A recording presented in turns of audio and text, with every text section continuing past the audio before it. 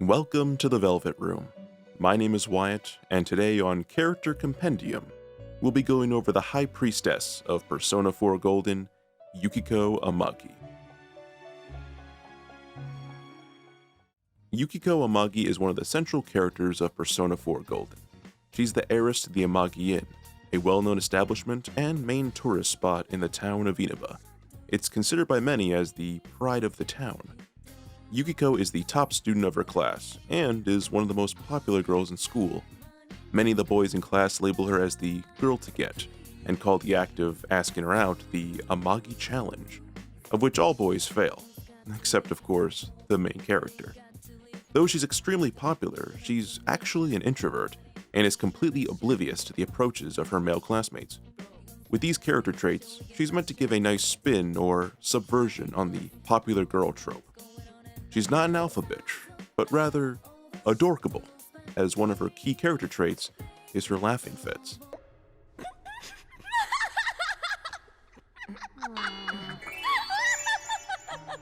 She's having one of her laughing fits again, and here I thought she only did this thing in front of me.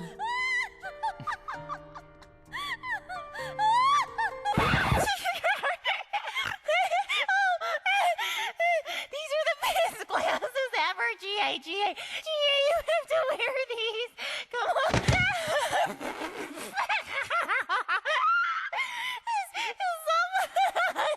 I'm laughing so hard. Shut up. It's an endearing character trait.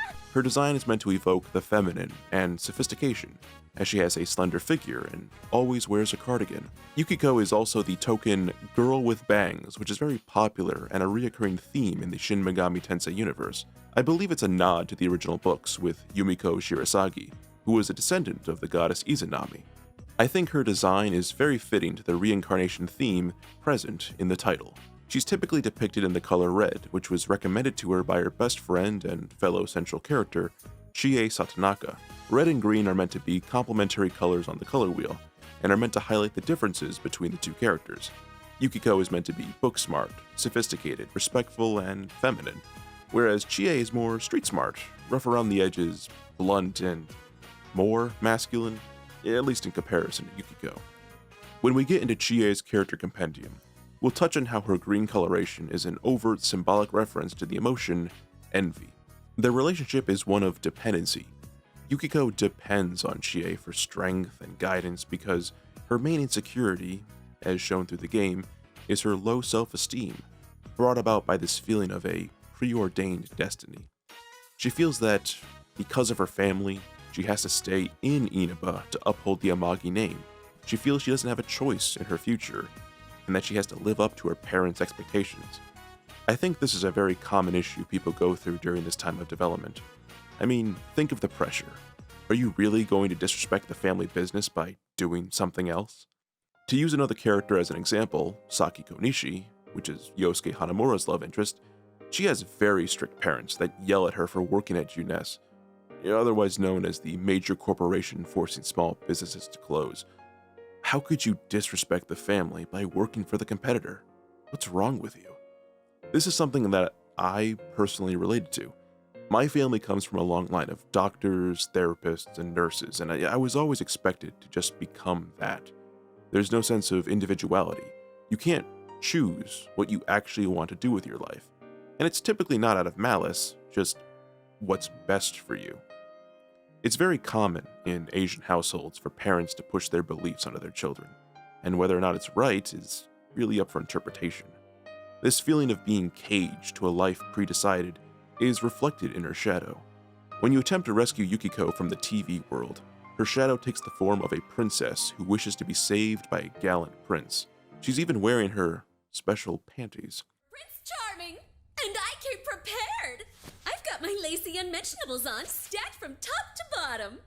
I'm out to catch a whole harem, and the best of the lot is gonna be all mine! She directly calls out Chie for being one of those princes that should have saved her, but says that Chie isn't the one. She continues to lament her family name, her inn, and just wants to be free.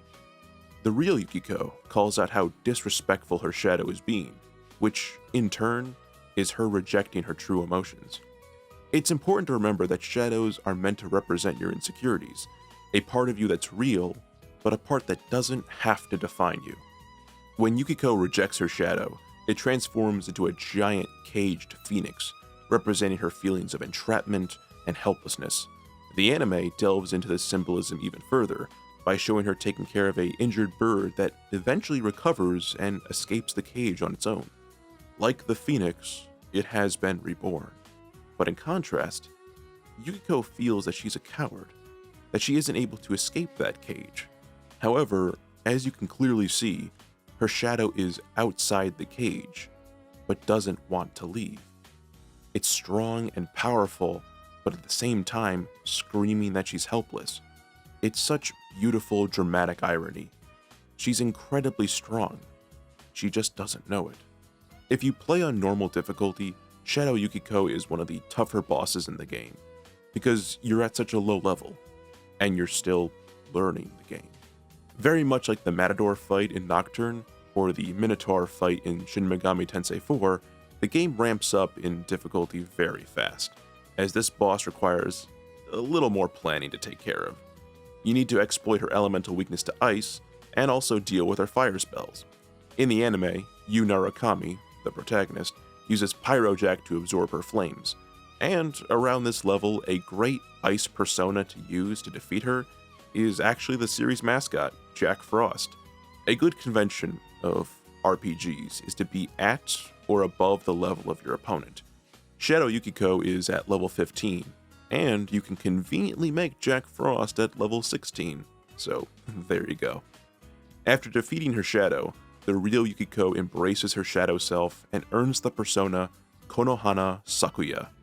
According to the in-game discussion about her persona's design, it was meant to represent the feminine, which is always why I figured Yukiko to be the canon ship to you. I know there's no canon ship, but she does take the heartbreak of being considered a friend the most out of all the female cast. As stated in my character compendium on Yu Narukami, her design was meant to act as a foil to his, as his version of Izanagi is meant to represent the masculine. Also, since her hairstyle is a clear callback to Yumiko Shirasagi, who is the love interest of the protagonist in the books, Akemi Nakajima, I don't know, I always just figured that they were meant for each other. Just a quick tangent, but I actually didn't know this about Japanese culture. According to JapanInfo.com, it is estimated that almost 9 out of 10 women in Japan have bangs as part of their hairstyle. In Japanese, bangs are called maigami, which is dangerously close to Magami, which means goddess and is the title of the mainline game series. So it could be a coincidence or a pun, but just something to think about. Anyway, the lore of Konohana Sakuya is that she was the daughter of the god Oya Matsumi, who is the god of Mount Fuji, and the reason ice and snow are seen at the top of mountains. This may be an allusion or metaphor to Yukiko being the daughter of a family that has an inn that's high in the mountains. It's also possibly a reference to her name, Yukiko, which means snow child. She's a child of a god who makes snow. Konohana Sakuya was accused of infidelity and stood within a burning hut, claiming that the fire would not hurt her if she was faithful. She was left unscathed, showing her purity of heart, which is reflected in Yukiko's character along with the flames that she effortlessly controls. Once Yukiko recovers from her experience in the TV world, she'll be able to participate in battles. In the game, Yukiko and her persona act as the primary healer and fire damage dealer of the team. She's actually incredibly useful in both offensive and defensive roles, as she can revive fallen allies, cure status ailments, and once she unlocks her final persona, she has access to the severe level magic of Burning Petals. Your social link with Yukiko is that of the High Priestess Arcana. According to tarot lore, the High Priestess represents intuition, sacred knowledge, the feminine, and wisdom of the subconscious mind, when in the upright position. This is reflected in Yukiko's character. She's one of the smartest in the cast, and she holds on to treasured knowledge of her family and their business that has been passed down for generations. And of course, she represents the feminine with her design, but also shown within story elements in the game. She exhibits the feminine stereotype trope, the damsel in distress, and I mean right down to a T. She's the princess trapped in a castle, wanting to be rescued by a brave prince because she's oh so helpless. However, Yukiko shows that she can conquer this trope by showing that you can harness your own inner power to become strong and independent, which is the whole point of Persona, overcoming your own hardships to become a stronger person. In the reverse position, the High Priestess represents secrets, disconnected from intuition, withdrawal, and silence, which is certainly how Yukiko acted during the beginning of the game. She was very quiet and a bit mysterious, and the plot made you think that there was more going on with this character. Of course, we find out later that she feels weak and is oblivious to her own self-pressuring. In the game, the social link with Yukiko begins on your stakeout of Kanji Tatsumi. You're spying on him to see if he'll end up being kidnapped like Yukiko was. She shows initial embarrassment as she's never spent alone time with a boy before. You exchange cell phone numbers and then can proceed to rank up her social link. It's important to note that her social link is one of the automatic ones in the game, at least for the core cast, as all the others after Yukiko require you to find the respective character and jump through a couple hoops. I'm looking at you, Naoto. Essentially, her social link involves her becoming more independent and confident. She tries learning how to cook, she's looking at licensing exams, and trying to find a career outside of Inaba. She wants to leave the Amagi Inn behind and make her own path. Maybe become an interior designer, who knows? Throughout the social link, you find that Yukiko likes you. Even her family teases her new passion for cooking as just a means to impress a boy she likes. Her family drops in to greet Narukami as the future husband-to-be, and so do many people in Inaba. You see glimpses of Yukiko's family, and what you find out is they weren't the strict authoritarian idea you initially thought she was dealing with. Her family is incredibly sweet, just like her. She just put all that pressure on herself. When a TV crew approaches Yukiko and wants to make a sexy reality show with her as the star, she tells them to piss off. It's here she gained a new understanding and respect for her family's inn, along with understanding her own emotions. The inn has always been a part of her life. She just wanted to feel like she had the option to leave if she wanted to. Her family supports her decision to leave, but ultimately, she decides not to, and that she'll take over the inn when she's done with school. Inaba is her home. She wants to be a pillar of her community and have a place for people to rest. When Yukiko comes to the realization that she wants to stay in Inaba, she asks why you're always around her, and here you can choose to have a committed relationship with her. Yukiko's love in the game is described as simple and pure, very similar to the name that she was given at birth. The name Yukiko directly translates to Snow Child. She initially hated this name because snow, at least in her words, is temporary and melts away. Useless. This is how Yukiko felt earlier in the game, but as she learns more about herself, she realizes that she can keep maturing and become stronger. Snow also represents purity, which is reflected in her personality traits, as she's always seen laughing and being happy. She's also so innocent to the point of being oblivious. Examples are shown with her confusion to some of the more, let's say, lewd undertones of the game. She was oblivious to Mitsuo Kubo's advances and most of her classmates, and was completely unaware of what Yosuke and Teddy were talking about with their porno hentai magazines.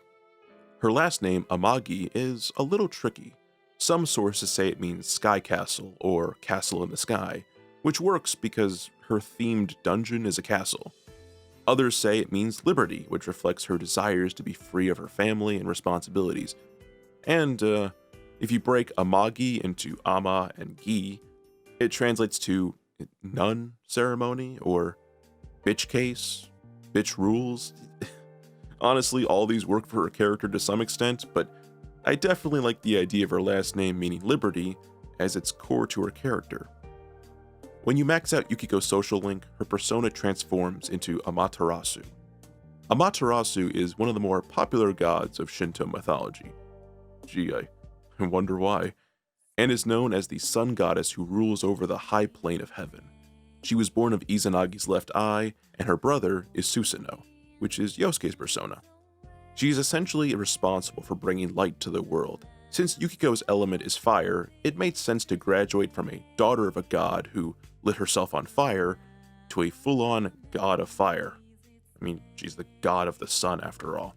During the Persona 4 Golden's winter, you can have another meeting with Yukiko, which shows she's still growing as a person, and that she can become even stronger.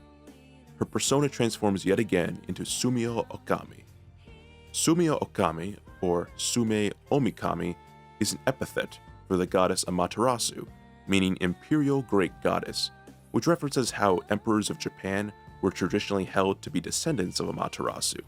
It's actually an interesting evolution of Yukiko's persona, focusing on an epithet, rather than another god.